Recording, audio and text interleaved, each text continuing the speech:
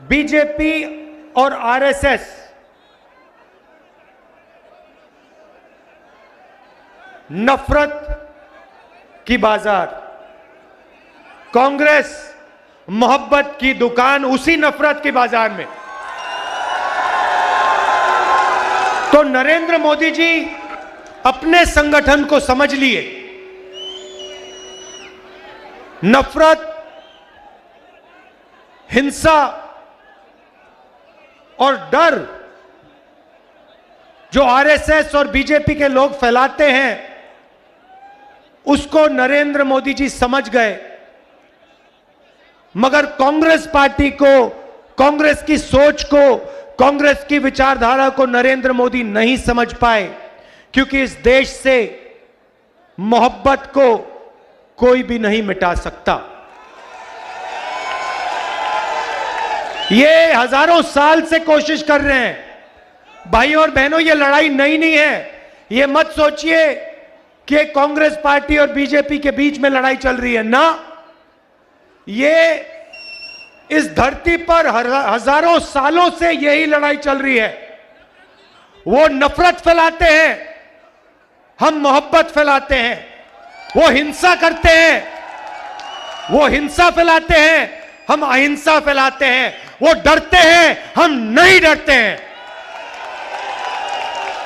यह फर्क है। अब देखिए, जब भी हमारी सरकार होती है, हम डर को मिटाने की कोशिश करते हैं। नहीं नहीं नहीं नहीं, नफरत की झोपड़ी में आग नहीं लगाई। हम आग लगाने का काम कभी नहीं कर सकते हैं। हां, नफरत, भाई, नफरत मोहब्बत से ही कटती है। आप देखो, आप देखो, आप देखो, मजे की बात मैं आपको सुनाता हूं। नरेंद्र मोदी जी ने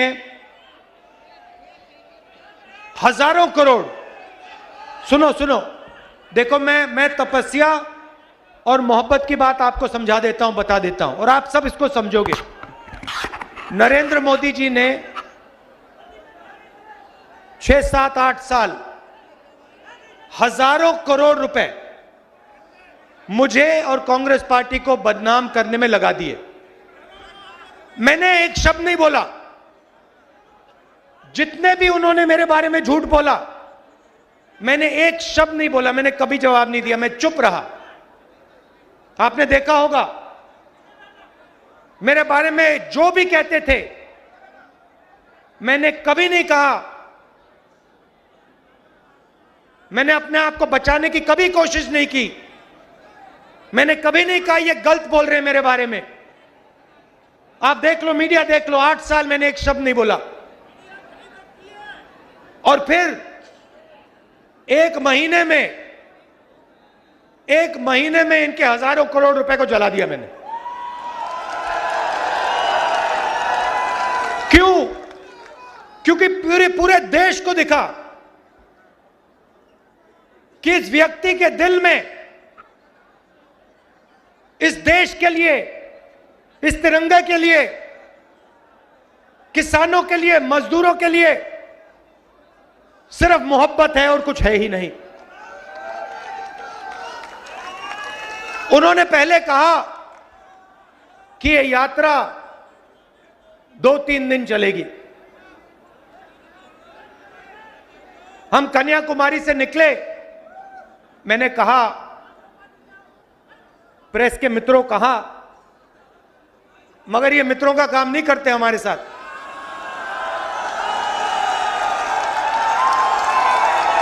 देखो देखो, पीछे घूम के देख रहे हैं, देखो। घबराइए मत, घबराइए मत, क्योंकि ये पूरी की पूरी भीड़ जानती है कि आपकी गलती नहीं है। आप पर लगाम बांधी हुई है, आप बंधे हुए हो। आपकी गलती नहीं, हम समझते हैं। आपकी मजबूरी है। आपको बच्चों को खाना खिलाना है, आपको तनख्वाह लेनी है, आपको भी जीना है, तो हम आपके खिलाफ नहीं हैं। मगर थोड़ा सा टीवी पे यात्रा भी दिखा दिया करो। अच्छा 24 घंटे नहीं, 24 आवर्स न्यूज नहीं, 2-3 मिनट तो दिखा दिया करो। हिंदुस्तान की जनता क्या कह रही है थोड़ा दिखा दो। आप 24 घंटा अंबानी जी और अदानी जी की बात रखते हो, जनता की भी रख दो 2 मिनट।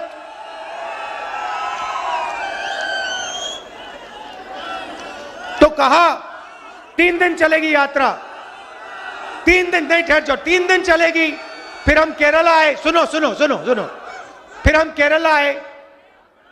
केरला में कहते हैं केरला में कांग्रेस मजबूत है, कर्नाटक में बीजेपी की सरकार है, वहां पे यात्रा फ्लॉप होगी। ठीक है, हमने कुछ नहीं कहा। कर्नाटक में आए, कर्नाटक में केरला से ज्यादा बड़ा तूफान।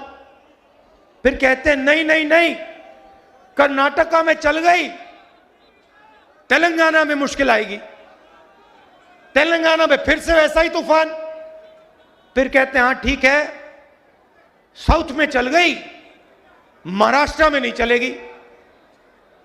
पता लगा कि तूफान छोड़ो, वहां पे महाराष्ट्र में सुनामी आ गई। फिर कहते हैं ठीक है भैया, हिंदी बेल्ट में तो फेल हो जाएगी। मध्य प्रदेश में आए, मध्य प्रदेश में आए, वो महाराष्ट्र से बड़ी सुनामी चल गई। राजस्थान में उससे भी जबरदस्त, और हरियाणा में तो कोई जवाब ही नहीं है। अब देखो क्या कह रहे हैं, अब कह रहे हैं, अब मुझे चिट्ठी लिखी होम हेल्थ मिनिस्टर ने, राहुल जी कोरोना वापस आ गया है, कोविड वापस आ गया है, यात्रा को बंद कीजिए, यात्रा को बंद कीजिए। अच्छा, बाकी हिंदुस्तान में पब्लिक मीटिंग जितनी करानी करा लो, बीजेपी करा सकती है, मगर जहां भारत जोड़ो यात्रा चल रही है वहां पे कोरोना और कोविड है।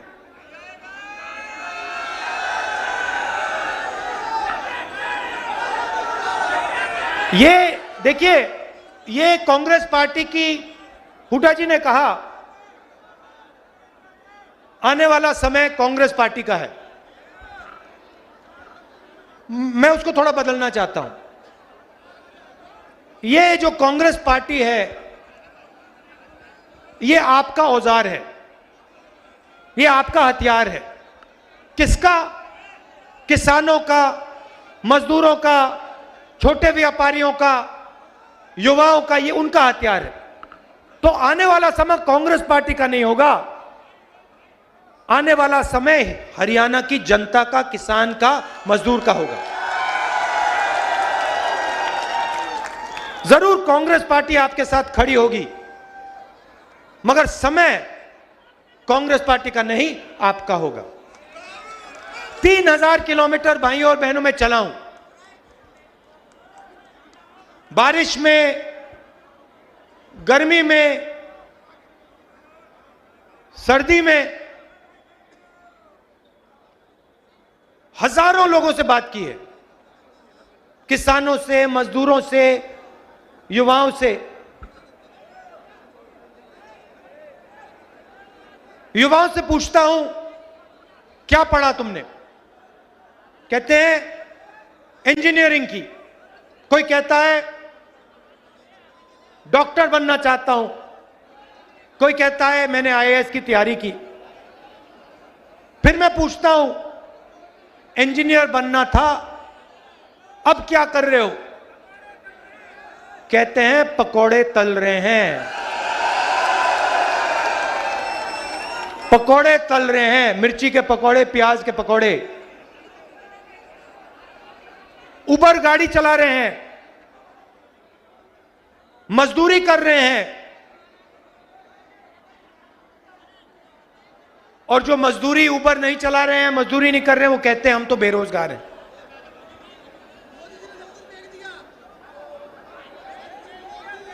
गलतफहमी में हो, मोदी जी ने नहीं किया, जैसे मैंने कहा ना, इनके पीछे लगाम लगी है, वैसे ही लगाम प्रधानमंत्री जी के पीछे भी लगी हुई है।